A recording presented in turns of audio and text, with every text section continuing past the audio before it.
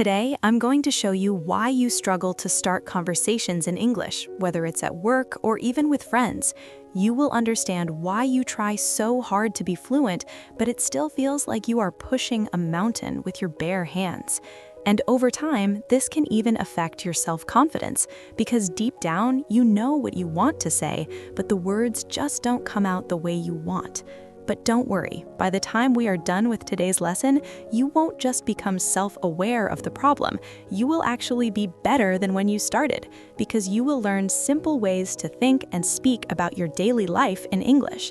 And that is one of the biggest secrets to starting conversations naturally. My name is Wendy, and this is Speak Like a Pro. Subscribe so you never miss a lesson, and share this with someone who needs it. Let's get into it. You are not bad at English, you're just not used to speaking it out loud, and there is a big difference. You can know English in your head and still freeze the moment you open your mouth, because fluency is not about knowing, it is about doing. It is a reflex, and you build it by speaking out loud every day until the words just come. That is what we are doing right now, so open your mouth and let's go.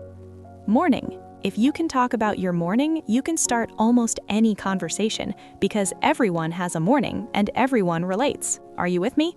Good. Phrase 1. I wake up pretty early. Say it. I wake up pretty early. Again. I wake up pretty early. Now add to it. I wake up pretty early, usually around 6. Say it. I wake up pretty early, usually around 6. Again. I wake up pretty early, usually around 6. Simple, real, natural. Phrase 2. The first thing I do is make coffee. Say it. The first thing I do is make coffee. Again. The first thing I do is make coffee. You can swap out make coffee for anything true for you. The first thing I do is, then finish it yourself. Do you see that? That structure works for any morning. Phrase 3. I try not to rush, but honestly, I always do. Say it. I try not to rush, but honestly, I always do. Again. I try not to rush, but honestly, I always do. That is real conversation right there. Not perfect, just honest. And honest is what connects people. Now shadow the full morning. I wake up pretty early, usually around 6. The first thing I do is make coffee. I try not to rush, but honestly, I always do. Say it. I wake up pretty early, usually around 6. The first thing I do is make coffee. I try not to rush, but honestly, I always do. Now in the comments, start with I wake up pretty early and finish it your way. Your real morning, your real English. Work. This is where most English learners go completely silent. You want to sound professional. You do not want to make a mistake, so you say nothing. But silence is not protecting you. It is holding you back. Are we together? Let's fix it. Phrase 1. I have a pretty busy day today. Say it. I have a pretty busy day today. Again. I have a pretty busy day today. You can say that to any colleague and it opens a conversation immediately. Do you see that? Phrase 2. I've been in meetings all morning. Say it. I've been in meetings all morning. Again. I've been in meetings all morning. Or try this version. I've been working on this all morning. Say it. I've been working on this all morning. Again. I've been working on this all morning.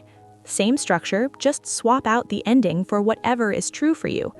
Phrase 3. I just need to get through today. Say it. I just need to get through today. Again. I just need to get through today.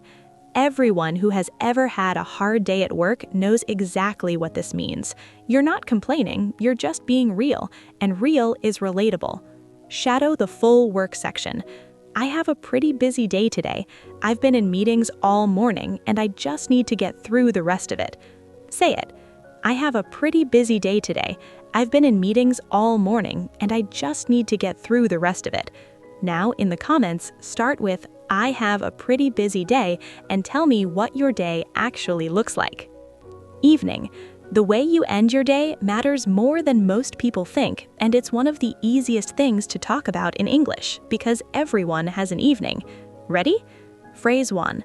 By the time I get home, I'm pretty tired. Say it. by the time I get home, I'm pretty tired.